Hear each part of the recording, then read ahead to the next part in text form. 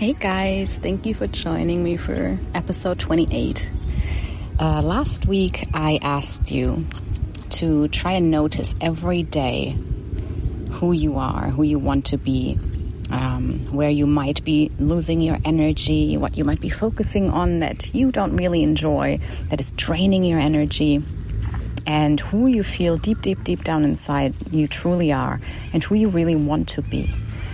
And to just get that down on paper, to write it out, to really have it in front of you and try and have a clearer image of what's working for you and what's not working for you. And now I think it feels like, all right, let's go through this. Let's go through these tasks, every week, a new thing to do, and I'll work myself to a better life, right? And I think that's what most coaching sessions are about, and it's most courses that you can do online are about, implementing things and changing your life. It is good and it is helpful to do, yes, but I don't know if you are someone who has tried this before, maybe once, maybe twice, maybe a few times. And if you have, look back and see if it worked. Where are you right now? Did it work? What worked for you, or did it not work? And here you are again, still trying. Maybe you feel like it did work, but not anymore. Maybe you've never tried, but you see people around you who have, and they never changed. Maybe you've always wanted to change and you've always wanted to try, but you never really got around to it. That's me. That was me my whole life. And I think when you start doing these things, like journaling, like trying to figure out who you truly are, trying to figure out what makes you happy, focus on that, and what drains your energy, and to try to change your life away from these things, it helps to a certain degree. But the most fundamental thing that needs to change is who you think you are, is what you think you are. Now, here's the thing, right? We all think that we are this person, that we are a woman or a man with our job, mother, father, son, daughter, a parent, a friend, Australian, German, an American, a Canadian. We belong to a certain political party or religion. We're in a certain age bracket, so I'm young or middle-aged, or I'm a millennial, I'm Gen X, and whatever. Oh my God, there's so many labels. So we all think that's who we are. Now, when we don't like our life anymore, we want to change it, and we have an image of what it's meant to be like. And that image is one that is unconscious. It comes out of your unconscious mind, of the conditioned mind that is not who you truly are. So most of us, to be honest with each other, most of us are going to say, I want to be healthy, I want to be rich, I want to have this kind of car, I want to live by the ocean, I want to have a job I love, where I barely have to do anything and money just comes in, these sort of things. And we want to have a certain status, we want our parents to be proud of us, we want our community to know who we are, we want to have a good reputation, we want to be famous, all these things, right? And those are all external things. Those are all things that don't actually add anything profoundly to us and who we are. They are all things that society has fed to us, that our parents have fed to us. Wanting our parents to be proud of us is not something that's natural. It's not something that comes from love, that comes from our heart. It's not something fulfilling. the pride that we want from our parents, it's something that should be present and in accordance with who we are. Not with what we're doing or what we have achieved, but simply for being. And then I don't think it is pride anymore. Then it is just a full acceptance of who you are. And I think that is what we ultimately really want. Not just from our parents, but from life. We want to feel accepted. And what does that mean? Being accepted means being a part of. That means being connected, being together, being one with life, not feeling separate. So all these wishes and wants and cravings that we think we have and that we think we want to attain are really just an ego idea that we have learned over the years, that that's what we need to be happy, and that's what we need to be fulfilled, to be connected, and to feel that feeling of, now I've made it, now I can relax, now I can be happy. Because if you think, now I've got all this money, now I've got this mansion by the beach, now I've got this car, now I've got this social status, I have this good reputation, then you're going to think, okay, now what can you do? Now I can relax. Now I can stop trying. I can sit back and exhale and just be me. Finally, I made it, right? I think that's the underlying want. Underneath all of these wants that you think you want, and it's all different for us, but ultimately it's having more, feeling secure, being taken care of, being admired by others, or having this fame, being looked up at, because that's when we feel like, that I'd be safe then. People like me, so, good. I can relax. I don't have to try. I don't have to change. I don't have to be this and that. And I'm safe. They like me. Good. I'm a part of something. And all of this stuff gives us then the sense of, then I'll be happy. Then I can stop striving. Then I can stop stressing. That's the ultimate want. And we forget that. We fill that with, I need this house. If I just owned my own house and I paid off my mortgage and I owned a car, it doesn't even have to be the best one, just this car, and I have a stable job with an income so I can just live comfortably, then I will be okay. And then I'll exhale. And then I'll be happy. That's what I want. But that's not what you want. What you want is that security, that space of I don't have to worry. Because at the moment you would be worrying about where's the money going to come from? How am I going to pay the mortgage? And sometimes you're not even stressing about that. Maybe you are secure financially and you're just thinking, all right, well, I'm going to buy a new car. Which car am I going to get? The red one, the blue one? I don't know. And you can't make decisions because which one's going to make me happy? Which is the one? Which is better? And you drive yourself crazy over it. Maybe you're getting a new couch. Which couch am I going to get? And you spend hours on the internet looking and comparing, driving to shops and, it's exciting, I'm getting a new couch. And then you get lost in the whole, which couch do I want? Which couch is it going to be? With children, who's my daughter going to be? Who's my son going to be? How do they reflect on me? And getting lost in the, raising them, and how am I raising them? Am I doing the right thing? And why is this not working? And this is too stressful and I can't cope with that. And it doesn't really matter where you are in life. There's always going to be something. There's always going to be something that you think you need to control, that you need to change, that you need to improve so that you feel better. So then you can relax. If only my kids behaved this way and did this and did that and, whatever it is, then I'll be okay. Then I'll be happy.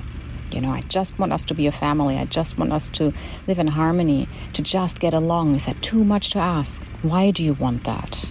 What's the underlying thing? What do the kids have to do? How do they have to be? How do they have to behave for you to say, now we're a happy family and I can relax? Because why? You feel the harmony. You feel the togetherness. There's no separation. Now I can relax. And the more narrow you are with your mind, that only this is acceptable and all the other ways are not acceptable. And only if my child behaves like this and does exactly this, then I'll be happy. Then things will be harmonious. And anything other than that is unacceptable, is not the way I want it, and we're going to fight, and we're not going to feel that connection and that happiness in the family. That is a way that your mind will set you up for misery, for suffering. And you do that with your couch, and you do that with your car, and you do that with your worrying about what's going to happen, and how am I going to manage this, and how am I going to manage that. And if only I didn't have this illness, and if only my parents weren't ill, and if only my partner supported me emotionally, and if only, it's never ending. And it doesn't matter what happens. You are basically in that mindset of lack, of not enough. And it doesn't matter what happens. You are always going to just focus on the thing that is not quite right. You're not going to see what works. You'll just focus on what doesn't work. And then here you are, and you're saying, I'm unhappy, and I got to change my life. So if your focus now is on, these are my circumstances, I don't like them, I'm stressed out, and I'm going to change them, I need to change them, then you are going to, for a short time, if you are able to, if you can stick to, the changing these things, then for a short while you're going to be able to live in a much better, safer, stress-free environment that you have created for yourself, and you're happy, and you're like, oh wow, I did it, right? But you are still going to be you, and your mind is still going to say the same thing. So for a short while, your mind is going to go, yay, great, we did it. All right, next. What's not good? Because that's your focus, right? So you have changed the outside, but you have not really changed the inside. You haven't addressed it. So instead of thinking, who am I? Who do I want to be? And what do I want to have? And how do things have to be? It can help identify. It can be a first step, right? It can be a first step. First of all, okay, where am I in life? What's working? What's not working? Identify the things that make you really happy. Identify the things that make you really sad, that make you really upset. And when you can honestly do that, but you have to really be honest. What does that mean? You have to be honest. You have to be able to sit quietly with yourself. It's like a meditation, but you're sitting and now you are looking. How am I actually feeling in my life? What are the feelings? Now, most people can't do that. Most people don't know how to sit and look at their feelings. It's overwhelming. So we start small with just sitting a few minutes and trying to be still, holding the body still.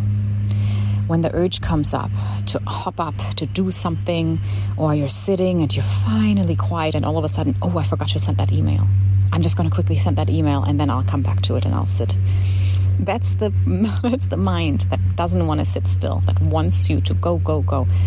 Or you'll sit and it's really quiet and all of a sudden you get the best creative idea you've ever had or you've had in years, and you're just thinking, oh my God, I'm full of energy, I'm full of creative energy, I need to do something, I need to hop up, you're full of energy, and that's a good thing.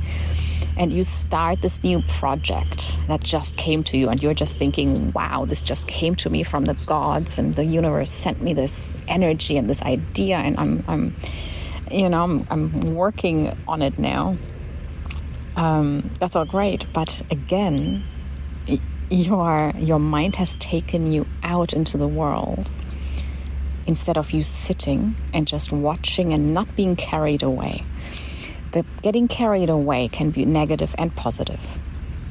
So those two are positive things that happen. They happen to me a lot. When I sit down quietly, I get crazy ideas, and sometimes I stop my meditation and I will write it all down.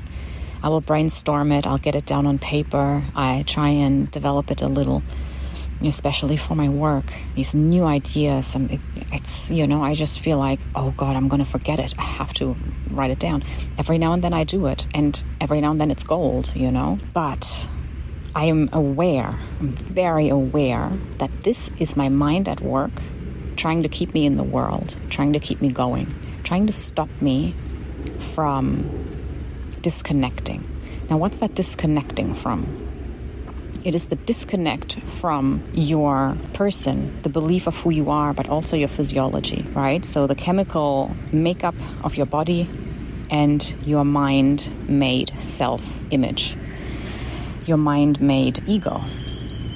These two are the ones that keep you stuck, that keep you in a loop of up and down, of just riding the waves of life. You will always go up and you'll always go down, without fail. It's the rules of life. If you want to step out of that, then that is where stillness comes in. That is where surrender comes in. It's the complete dismantling of the person that you think you are. The complete stepping out of these automatic programs that we're all running on. And the average person runs 95% of their programs unconsciously, or subconsciously, I should say. You are unaware they're running, and you're unaware of where they came from. Most of them come from your childhood. That's where you suddenly get these these remarks from your spouse or your family or your friends, where they go, oh my God, you are just like your mother, or you are just like your father, and you are horrified. But that is exactly it. 95% of the time, you are unaware of what program is running and why. That is also why most of us are stuck in a life where the past repeats itself, because there are these unconscious programs. And they're a program. That means they're the same thing. They just keep running. They're happening over and over and over again. And they create the person that you are. They create your personality, your ego, the whole structure. It's a structure. It's structured, it's programmed, and it keeps running. And it keeps changing, little by little, slightly, small changes. But most of the time, it has a theme, it has a certain way that it goes, and that's it. And as long as it's running without us going like, hey, wait a second, let me step back from myself and just observe. As long as we don't do that, we keep repeating our past. We keep living the same life. That no matter what happens, no matter what we get, no matter who comes into our life, no matter what we attain, no matter what status, no matter what, the basic foundation, the basic programs are going to be the same. So if I live on the street and I say I don't have enough and I'm not safe, and then I get a one-bedroom unit, and then I'm still going to have the same thought, I don't have enough and I don't feel safe. And then you get a job and then you can afford a two-bedroom unit, and you're still going to think this isn't enough and I'm not safe. And you're going to meet someone, and together you're going to buy your first house, and you're still going to think this is not enough and I am not safe. And you're going to win the lottery, and you're going to buy a mansion somewhere, and you're still going to think this is not enough and I am not safe. Yeah, I know I have this big house, but... And your programs are going to find what is wrong and why you are not safe. Because the house you live in, your living situation, ultimately does not matter. It's not what gives you the security. It is our belief, maybe. Some of us have it. A lot of us have it, I think. And some might not have it. But it is a belief that we learn in society from our parents, that you live in a house that you want to be safe in a neighborhood you want to be safe in. This is safe, this is not safe. We sort of learn that. But the safety, ultimately, the safety that we feel does not come from outside and is not determined by where we live or what we live in. If you feel safe inside, if you are conscious, if you are aware of yourself, of the world, of what's true and what isn't. You have a sense of safety, of connection, of wholeness that comes from within, that comes from your true being, that comes from an open heart, that comes from a heart that can pump effectively, that can be relaxed and open, whereas being in a state of survival, where the heart is pumping to survive, where the stress hormones are pumping through your system and you're closed down and you got to scan your environment for danger. You got to scan other people for danger. You got to scan your body for danger. Your heart rate is up and you don't feel well. And you look around and where's danger? Is this person safe? Is that person safe? And you are so just hyper vigilant and you're so on edge and you're just not going to feel safe no matter where you are, no matter what your circumstances. And maybe there are extreme circumstances and then yes, of course, and there are always exceptions. But you know what I'm trying to say. Right? It doesn't matter what you change on the outside. It doesn't matter. The inside matters. So now your job becomes figure out... Sorry about that. There's a neighbor is chainsawing, cutting down a tree. That's annoying. Okay, so now your work becomes... God, I get sidetracked. So what I was saying is, okay, you learn to sit down, to meditate. You need to find stillness. You have to find stillness. This does not work. Life does not work without stillness. Because it is in that stillness that you can detach from that program, that illusion of who you are, of what the world is all about. It is not reality. It is not actually real. It is something we're telling ourselves. When you find that stillness, so you sit down and then you get these amazing ideas and you jump up, then you're back in the program, okay? But when you can sit and these amazing ideas come up, but you watch them and that's all good. Ooh, there is the excitement. Let it pass. Just let it happen. The same with the negative stuff. Obviously, that's going to come up for much more, I think. The fear, the thoughts, the constant thoughts that are the same negative thoughts that you have every day about, your spouse, your children, your parents, the waiter, the people at work, yourself, siblings, whatever. It's going to be the same people, the same issues, over and over and over again. And that energy tries to suck you in. That you are then sitting there to go over how terrible you feel or what they've done to you or if they don't and, how things are so bad. That is your mind again sucking you in. Now you're not running around. You're sitting still. But instead of being present and being still, you're completely caught up in your negative loops. And what do these negative loops do? What do they do for you? Nothing. And you can look back over your life and you will see, shit, I keep thinking this every day. I've been thinking this every day for years. And I'm still doing it. And then really think, what am I doing? What is it for? What am I gaining from it? And you're going to see that nothing comes of it. Nothing. It's the same stuff that you've been talking about for years, and your poor family or your poor friends, they keep having to hear the same thing over and over and over again. A few details might change, but it's always the same thing. That is your suffering in this world. That's your stuckness you have to get over. To become free. That's your negative thing that sucks you in so hard that you can't be happy, that you can't be free. And you sit and you try and learn to watch that come up and happen. And then with time, you watch it and you try and step out of it, to not continue that loop, to not follow it, to not let it run freely. You try and stop. You don't try and stop it by force. You try and stop it by simply not paying attention to it. Instead, you try and do things that calm you down, that calm your actual nervous system down, your physiology, your body, your physical body.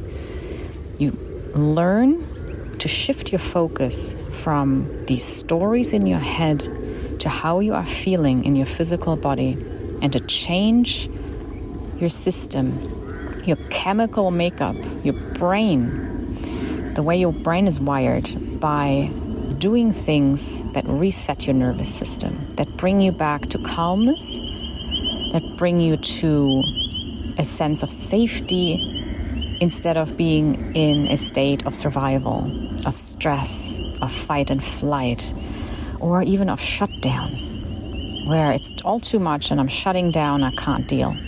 To do that, we have to feel safe. To do that, we sort of have to be in an environment where we can do that without more negative stuff being dumped on us from other people.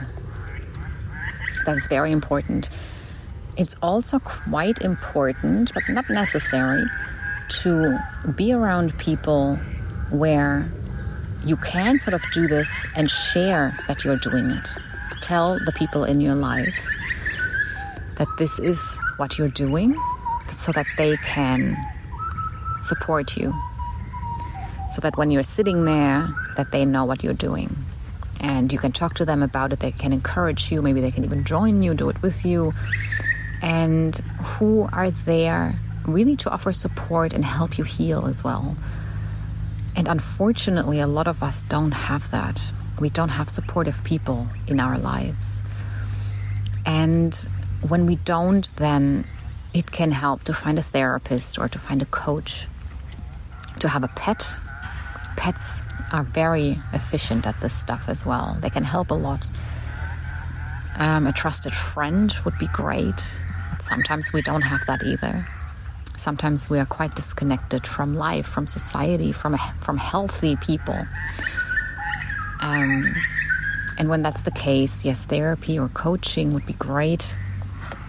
You need an anchor, you need something, someone, to help you regulate your nervous system while you are dysregulated and figuring it out.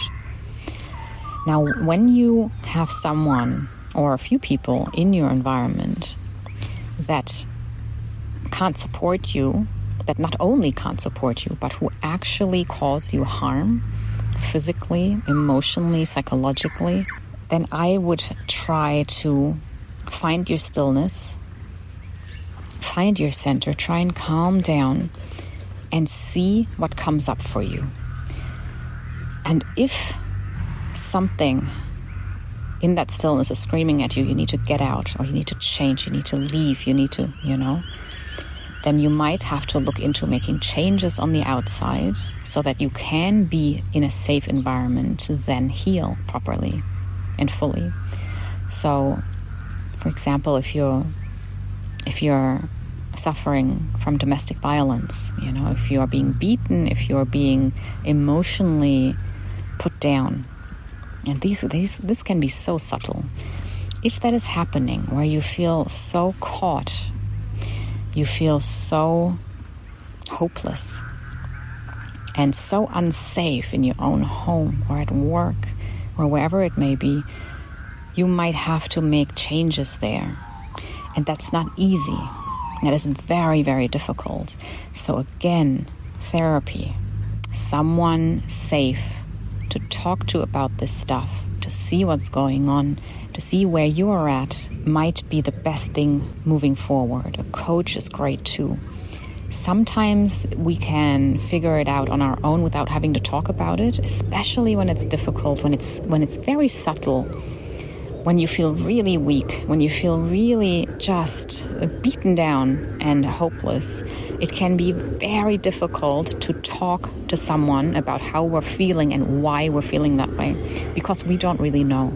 We are so disconnected from our own bodies to survive that it is nearly impossible for us to check in to even understand what's going on, what's happening.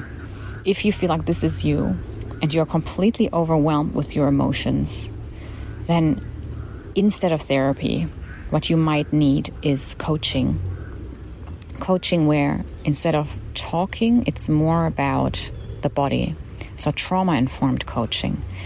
You might want to do some type of dance or yoga, some type of rhythmic movement that will help you reset without you having to talk.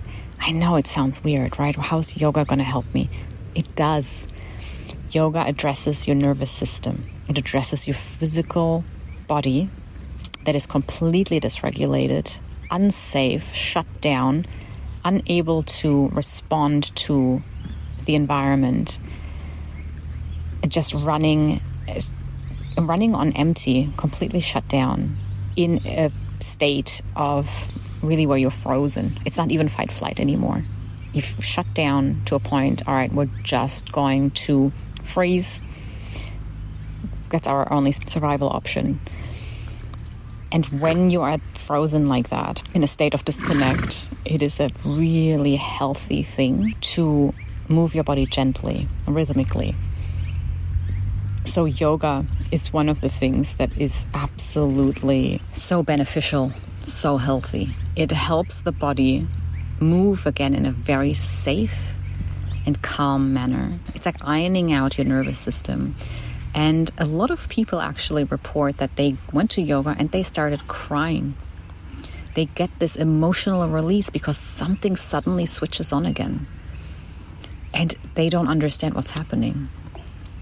And it is the nervous system coming out of a shutdown state into a safe, mobilized state. It's beautiful. It's really beautiful. Yeah, so that could be a starting point. Dance as well. If you like to sing, joining a choir has been proven to be very efficient, very, very healing. It's been proven scientifically that especially yoga and choir singing, so singing in a group with other people, is very therapeutic. So you start with these things, you start small, depending on where you are. But basically, the most important thing is safety. You need to feel safe. You have to feel safe in one way or another. And you can't just look on the outside for safety. You have to find it within yourself. You can't just start by saying, well, this isn't working and I'm sick of him and I'm sick of her and that's it. Now I'm done and I'm leaving and then I can work on myself. That again is sort of your ego going like, I'm sick of them, and just throwing people out, changing your life.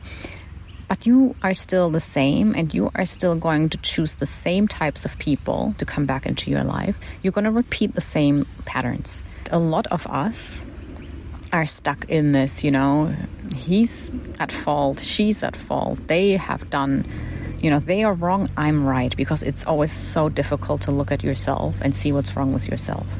It's so much easier to see it in other people. So our automatic response from a system, again, that's running, unconsciously, that you're unaware of, is saying, they're all wrong, I'm sick of it, I'm sick of them, I'm out, I'll throw them out of my life, I will start over. And you'll leave, you'll feel better for a second, and then you're going to attract the same types of people into your life again, and you're going to repeat your pattern. You're going to repeat your loop. You need to work on the inside. You need to work with yourself. You need to find a stillness. You need to find, you need to relax enough and be open enough and conscious enough of yourself, of what's going on inside of you, that you can then really understand the patterns and really see what's going on. And sometimes it is people you thought were safe, people you thought were not causing you any issues, that once you calm down enough and you befriend yourself, you start to realize that they're actually the ones causing you the most harm. You can, suddenly you see manipulation and control and you see how unhealthy some people are with, and you never saw it before because you were so blind to it.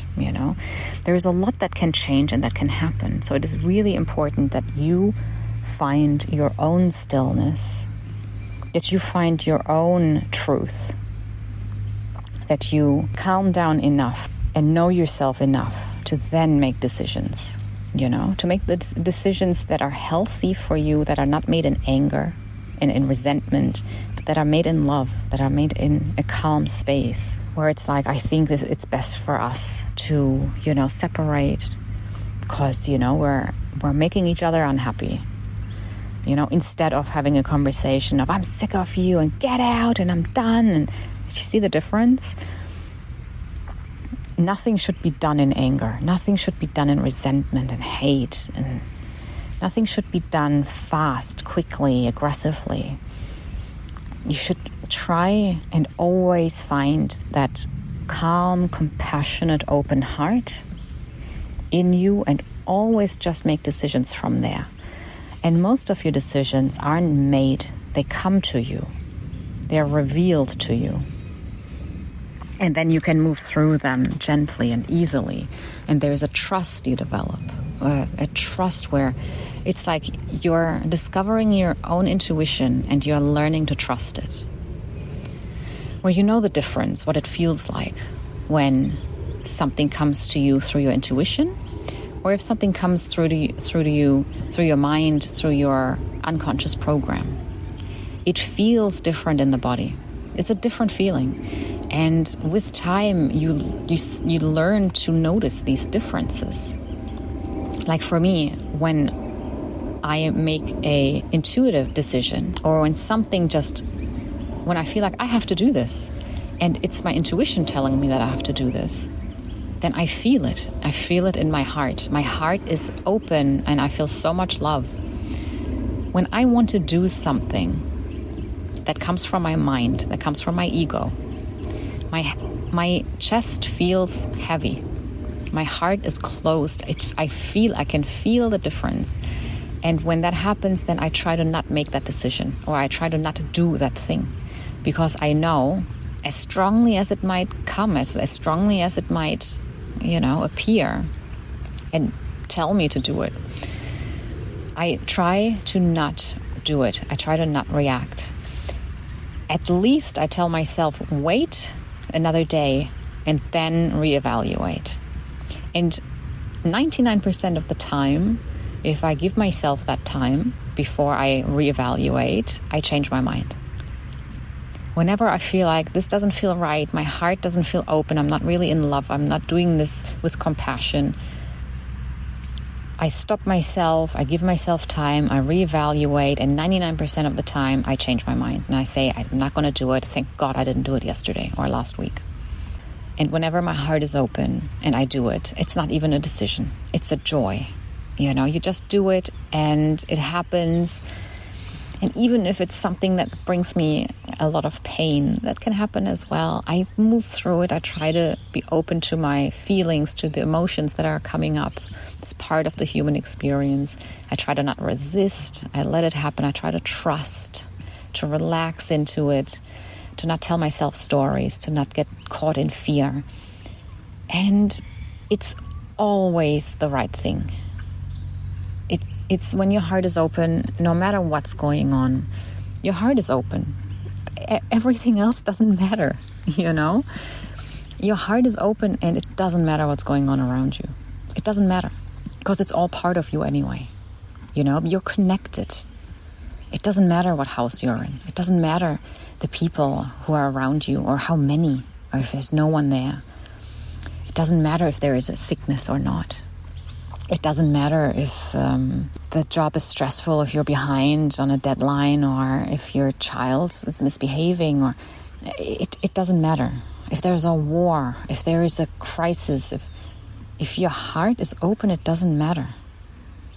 It just loses its grip. When your heart is open, you don't grip anymore. It's like you're stepping out of these unconscious programs, the 95% of those programs. You step out. And things are just the way they are, and you are okay. There's nothing to do. And things will just happen. And I will know what to do when they happen. It'll just arise in me.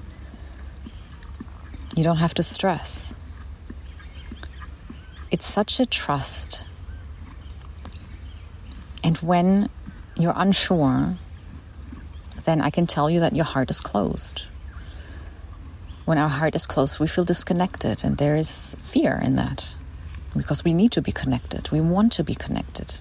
We want to feel safe, and we want to connect because our true nature is not our mind, and it's not this person that we are, but our true nature is this consciousness. And this consciousness is not disconnected. It is not in pieces. It's not your consciousness and my consciousness and his consciousness and the animal's consciousness. It's one consciousness, one energy, and just coming through this body and that animal, and through him and through her. But it is one. And when we tap into that with that open heart, we feel that connectedness. We feel that unity, and that is our true nature, and that's when we have that safety. That's when we have that connection. That our person, our ego, is unconsciously yearning for. And it gets lost in, if I just have this house, I will feel safe. It projects this feeling of connectedness, that feeling of being in your consciousness, of your true nature, onto this house, that car, this job, that reputation. If only I lost weight and looked like this, then I would be loved and I would feel connected. I'd be loved, connected, safe. But it's not about your looks, is it? And it's not about that car, is it? Because no matter what you get, no matter how you look, you're going to feel the same on the inside. There might be a small shift for a little while, a small change, where suddenly, you lose 5 kilos and you feel amazing. And you feel like, wow, I know I can go and buy new clothes. But your looks aren't what brought the change. It is your belief that brought the change. It is what happens on the inside that brought the change. Because you can close your eyes and you can imagine that you've lost the weight. And if you imagine hard enough and you believe it, you will feel it. So you can create any feeling, really, just by focusing enough and believing it. Right? And I mean, that's where manifesting comes in, right? That we manifest something that we want by believing we already have it. And then we get that feeling. But when you have that feeling, you don't need it anymore. Now, let's keep this example going. So with the losing weight, let's say you think that you would be at your perfect weight if you lost 10 kilos. How would you feel then? Who would you be then? Now, if you imagine that that's who you are already now, but you got to really, really get there, you really believe it, then you would feel that way already now, even without having lost the 10 kilos, right? You would live that life now, even though you haven't lost the 10 kilos. It has nothing to do with your body. Nothing. It has nothing to do with anything outside of you. None. It is an internal thing. It is your programs. Why do you think you need to lose 10 kilos to be happy? Who fed you that? Society, of course, especially if you're a woman. You have to be thin. Otherwise, you are not pretty. That's what society says without really saying it. But that's what we get fed every day. Our parents feed it to us. Our friends growing up. It's, you see all these programs. Join the gym, lose the, winter fat, well, whatever. There's so much. We just unconsciously get fed this idea. To be beautiful, you need to be thin. Now say, right now you're getting fed this idea that to be perfect and beautiful, you got to lose those 10 kilos. Now, while you're losing those 10 kilos, let's say society suddenly changes and now says, oh, if you're that weight, you're way too thin, it's unhealthy, it's, making our our young children mentally ill and it's not good and you're a bad role model, so we're going to put those 10 kilos back on and then you'll be an incredible role model and then you will look healthy, and everything just changes suddenly. Then you're on your way down the 10 kilos and suddenly you're getting fed from society like, oh crap, now I'm going to look like this person who's sick and sending the wrong signal, sending the wrong message, making young children sick, mentally ill by, oh God, and you're going to feel bad. Now you're going to have to gain the weight again. I mean, this is a stupid example, but you know what I mean? It's whatever you believe it becomes your reality. Whatever you believe is. This is so important. Your beliefs are unconscious. You are unaware of them. 95%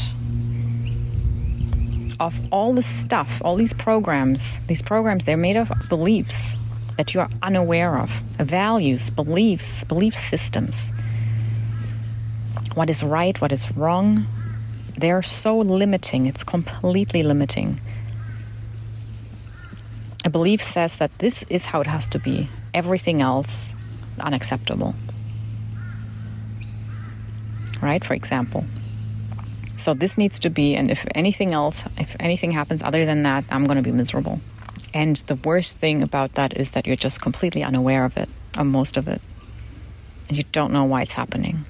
So there you are, feeling icky in your skin, because you're not a certain weight or you're not a certain age because you're getting older, and you're sitting there and you're absolutely miserable and you don't know why. So imagine you can just step out of that, completely step out of all of these unconscious beliefs, because look, we can't figure them all out, right? They're so ingrained and they're so unconscious and so part of who we are that it is nearly impossible for us to really uncover all of them. And people go and they do hypnosis and they do therapy for years and they do counseling and they try and sort themselves out. And while they sort themselves out, new beliefs are formed and we change ourselves and become this new person, this different, slightly different, improved person. Now you're a bit happier, but you're still in that program. You're still in the human program of beliefs, values, doing this, having to be like this. It's like, now my life is improved. That's another belief. I have to improve my life. That's a belief. I am unhappy right now. That's a belief. I want to be happy. That's a belief. I'm not happy right now, but I want to be. I'm stuck here. This isn't going to work. Other people are happy and I'm not. Why can't I be like them? Why can't I, that all of this stuff, it's all part of these programs. It's all part of what our brain does, of what our mind does when it is disconnected from the heart, when it is running on its own, when it is trying to figure out survival for us. And we just go along for the ride. And then we learn to manipulate it a little bit and change it and change who we are, change what we do to become healthier and more resilient. But ultimately, if you want to step out of it altogether, the whole thing, the whole program of how these things function and work, the whole idea of a person, basically, the whole ego structure, if you just want to be free of it altogether, meaning you don't have to be any certain way anymore, you don't have to act a certain way, you don't need other people's approval, all of this stuff, you just want to dump it, all of it together, then you basically need to surrender. And surrender means you surrender your ego. You surrender your beliefs. That's not a negative thing. It's not a weak thing. It's not a giving up thing. It's super scary for the ego, of course, because the ego wants to control, because it thinks if I don't control, then we'll die. Right? So this is the scariest thing for the ego. Yes, for the mind. Oh my God, it's we don't want to surrender. It sounds scary. It sounds like the wrong thing to do. It sounds like it's the unknown. Surrendering means that you give it all up, and now you are in the unknown, and you allow things to just happen. You allow life to just happen. That's super scary. The ego can't survive that, right? Because ultimately surrendering means killing your ego. It ultimately means that I'm not going to judge anymore. There's no one to judge, right? The person that judges, I'm done with. I'm laying it all down. So you don't have to lose the 10 kilos because you don't exist anymore. You're not there anymore. To understand that and to start moving out of the ego, to learn to surrender yourself, your actual, your personal self that has slowly been created from the moment you were born, and that is mainly unconscious programs running. To learn to let go of that, to even understand that that's your freedom, that that's the answer to all of it, is difficult. It can be very difficult, and it is something extremely scary. And a lot of people talk about a rebirth. They call it the rebirth because it is like a rebirth, because something has to die. It's like the second coming, I'm dying and reborn. I think that's also where what religion talks about when they say that, for example, like when Jesus died, Jesus died on the cross and he was reborn. This is what they're talking about. He died to his person. He died to his humanness, to his ego. And he was reborn Christ. He was reborn the pure essence of what we are, that just consciousness, that is pure love, that is an open heart, that is connected to everything, that doesn't need anything, that doesn't judge. It just lives, it moves freely with life. And to get there, to do that, you need that stillness. You need to, meditate, to find that space between your thoughts, to find that stillness within, to recognize your mind, to recognize the thoughts, and to see, this is what is driving me, what has been controlling me, and I now choose to watch it and notice the separation, to notice the distance, the space between me, the observer, and the thoughts and the emotions. And you focus on that. And that is not a thing you do once. And that is not a thing you do for half an hour in the morning and half an hour at night. And the rest of the time you are living your life and being your person. This is something that you do, and that's it. Nothing else matters. That means your meditation comes off the mat. You don't just sit down to meditate, but meditation becomes your whole life. That means your whole life becomes free. That you, consciousness, are moving through your life, eating breakfast, going to work, interacting with friends, not the ego anymore. That's why I don't like saying meditation and you have to meditate, because that sort of implies that, okay, I'm going to sit down for an hour and try and be calm and still, then I'm going to pick it all back up and continue my life. And let's see where the changes are. That's not how it works. It's not how it works. And you'll notice that the more you sort of leave your person alone, the less you try and control,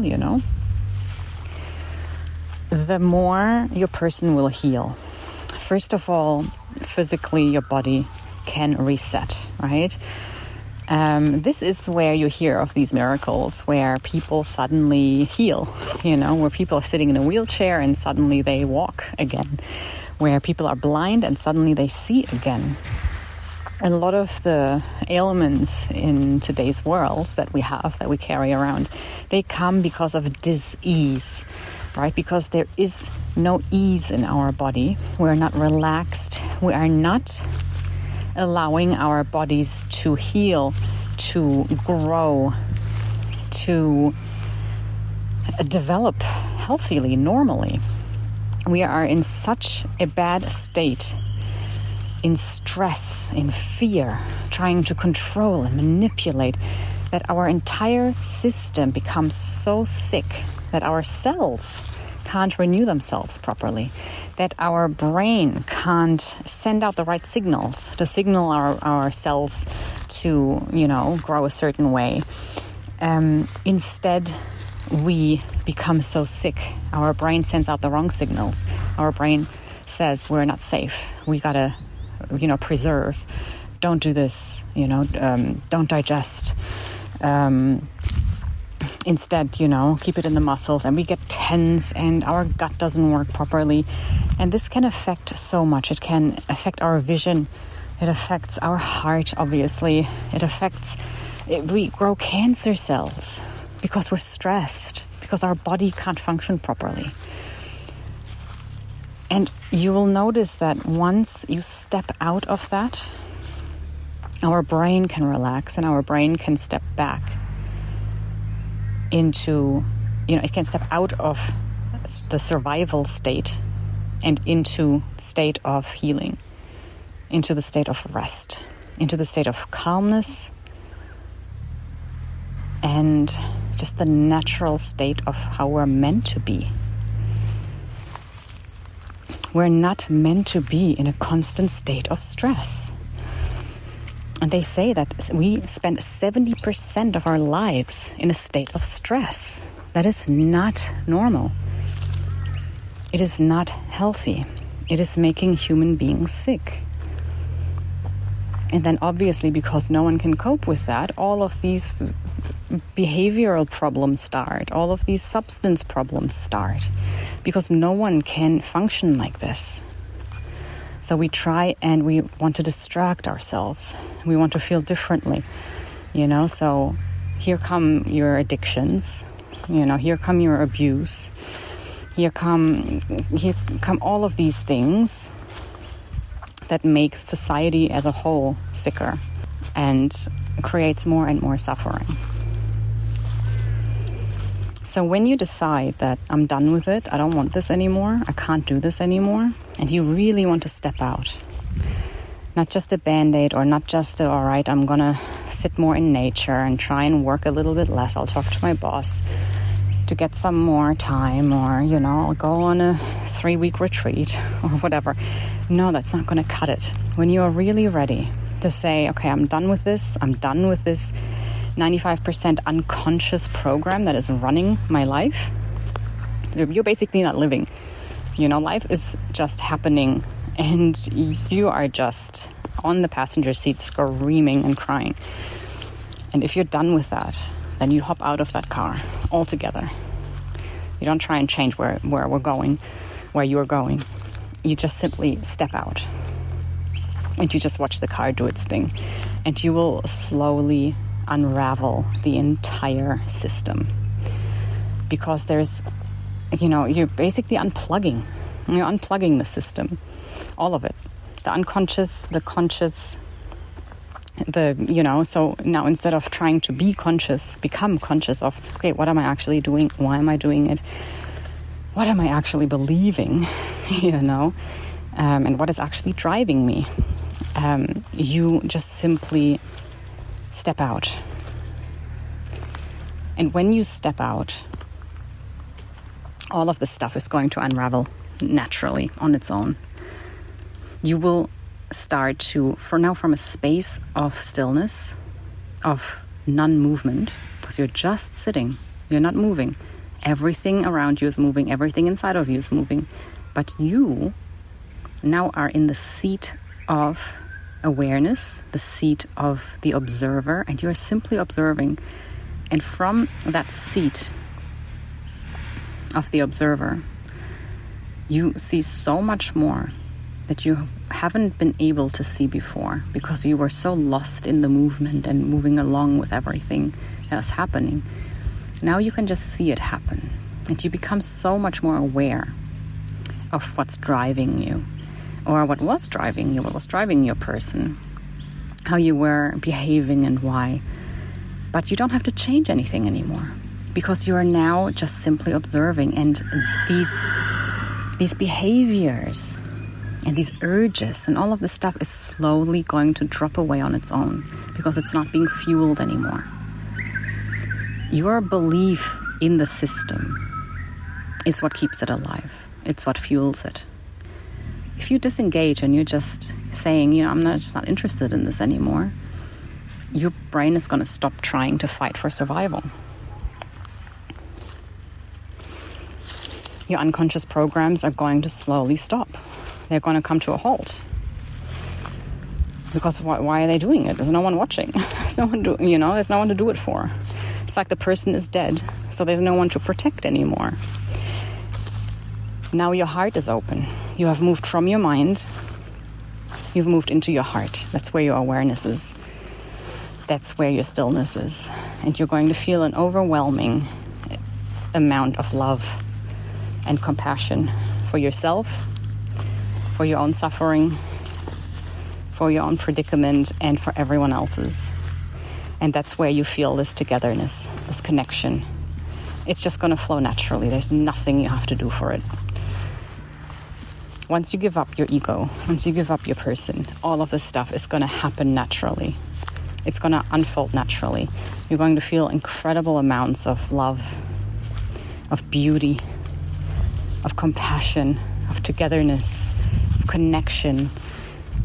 It will change everything in your life, in the lives of the people around you. It's the only thing that's needed. So it's really funny, in a way, that the one thing that will save you, that will heal you, that will make everything 100% perfect is doing nothing. You literally just have to stop doing anything. And that doesn't mean a laziness. That's not like, all right, I'm just going to sit here and wait. Because that's the mind again. The mind says, all right, let's stop, and I'm going to sit here and wait. That's the mind. The mind the mind is now expecting. All right, I'm going to sit here, I won't do anything, and it's going to happen. In this surrender, when you give up your ego, you don't become dead. You don't become a vegetable. You become fully alive, and you move so much more, but in alignment with life. Not against it, not trying to make things happen. It just happens. That's why you feel full of energy when you move with life. When you give up the ego, when you give up wanting things to be a certain way and believing that you are a certain person and this has to happen and you want people to think this of you and all of that stuff, it drains your energy. Right? Your focus becomes so narrow and small and you're in so much fear, you drain a lot of energy. Whereas if you let that go, and all of these programs just stop running, they don't run anymore because you're not paying attention. Suddenly, the heart opens and you get this flow of energy that doesn't stop. And then suddenly you don't get exhausted anymore. And then you move through life and you do a lot of things and you don't get tired. You don't get drained. You get physically tired, yes, of course, because you've got your body. It gets physically tired, but you don't get that mental drainage. You know what I mean? When you're just mentally so exhausted and you can't anymore, it's that sort of stops. So it is really the funniest thing that the thing that will save you and the thing that we all really want means we stop doing. And that goes exactly against the ego and against the mind, because the ego and your mind, they will tell you, no, you have to do something to improve this. You have to do something about that. What am I going to do? You know, it wants something to do. So what I do is people who aren't ready yet to drop the ego, I have to give them little tasks to do. So then I will say, sit down and think about who you want to be. Who are you?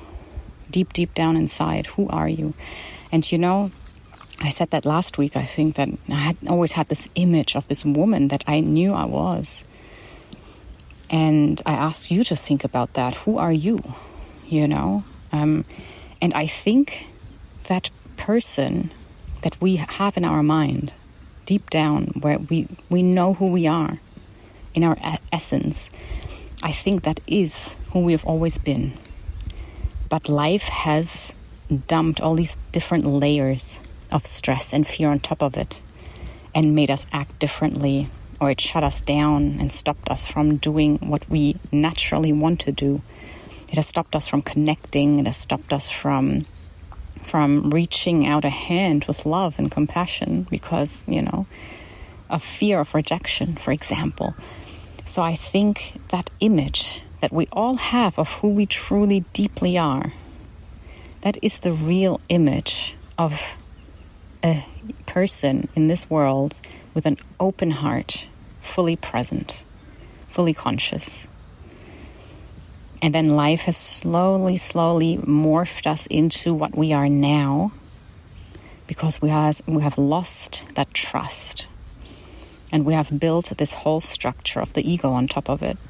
And if we can leave that and break that down, I think we will naturally be that version that we deep down know we already are and that we have always been. So it's not really I'm going to change my behavior, I'm going to change my patterns of thinking, and then I will become this nice, healthy person that I wish I were. But we already are that. It's almost like, if you peel an onion, all these layers of the onion are all of these things, all of our beliefs, our values, all of the ego structure that we've built from the day we were born until now. And we got to keep peeling them back until you get to who you truly are on the inside. And with the onion, you get to the inside, and then you take the last bit away, and you're left with what? With nothing.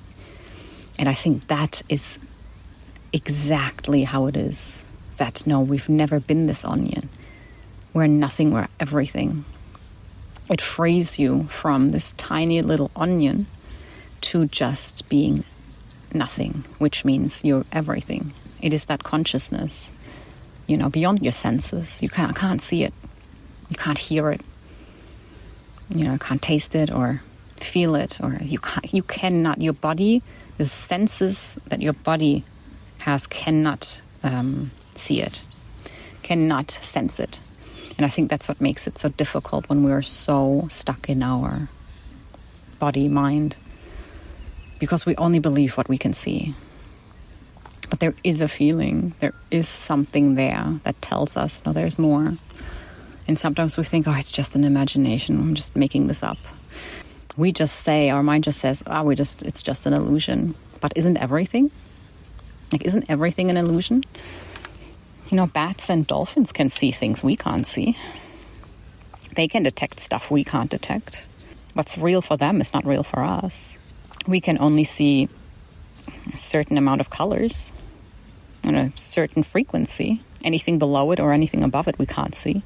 Doesn't mean it's not there. We're just not tuned in. And we're very limited in what we can tune into. And that becomes our reality. That's what our mind says, this is real. Like I see my horses in front of me, they're real. I don't see the energy that's around me because I cannot, my body is not tuned into that. These different frequencies, energies, who knows what else there is, and I can't see it. To me, it's just air. I can't see it, so whatever is appearing in it is not real for me because my body is not tuned in to sense it. When a person dies, where do they go? Where does their spirit go? Where does their soul go? Is there such a thing as a soul? How do you know? How do you know, yes, there is one, or no, there isn't? Who says, The people who are in their mind, they don't want to believe anything that they can't see. They will say, no, There's no such thing. You know, and part of me still goes like, oh man, it can't be. It just can't be. For me, it's more like it's too good to be true. But I have felt it. I have had a person die, and I felt them after they died. More than ever. More than when they were alive. 100%. I cannot explain to you why and how. But somehow in me, I know it 100%. 100%. It's the clearest thing, the most real thing ever. More real than me seeing my horses in front of me. On a different plane where there's another sort of layer of reality that's so much more real than this life. And again, like, it's so hard to talk about. It's like, what is she saying? You know, what is your reality? You know, can you really trust it? What are you tuned into? And it is sort of this, you know, I'm tuned into, and we just tune into the negative aspects of our life and these thoughts. And you can't see your thoughts. Why do you believe your thoughts? You can't see them. I mean, I guess you can, you know, think them. So that's good enough for you. But then if you can think up a God, then why is that not real? You know, why are your thoughts real?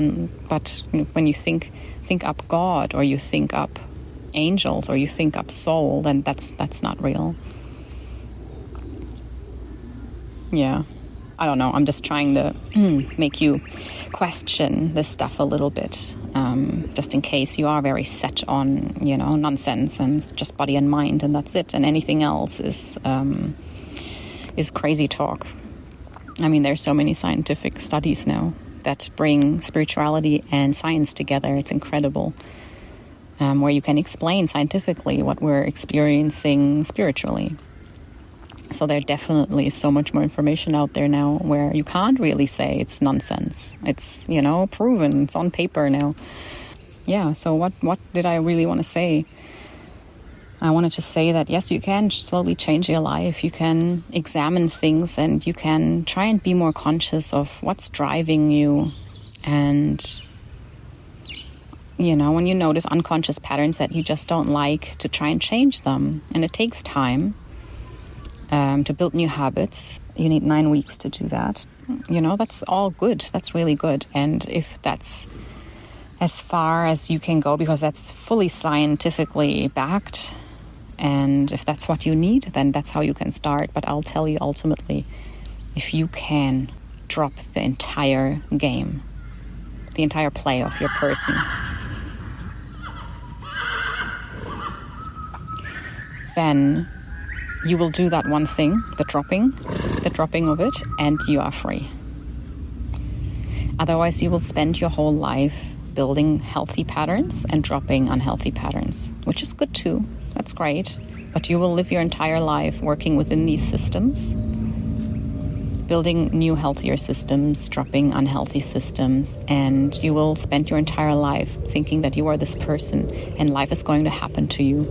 Good things are going to happen, bad things are going to happen, and you're going to struggle through it, become more resilient, become, you know, well, and live a beautiful life, but still in the narrow restraints of the person, of the human life. Whereas if you can manage to drop your ego, you become free. You will experience freedom. And you will not be confined anymore by what the ego can allow, what the mind can allow. And that's when you fully unfold and fully come into the flow of life. And that's where you live from an open heart. And where life can happen, no matter how it happens. And you are watching. It is not happening to you. It is happening for you. And you grow, and you watch your person grow, and you watch your person learn and change, and you watch horrible things happen, and you watch beautiful things happen, and you enjoy the whole package of it from a place of stillness, where this life stuff just does not touch you anymore. And you are just fully in the flow, fully with love and compassion, moving through this life. And that's the real sort of seat you want to take, this surrender. It is surrender into the fullness of life, really, from a seat of knowing, that we are so much more than just this mind and this body. That this is really just a prison if we don't understand that we are so much more.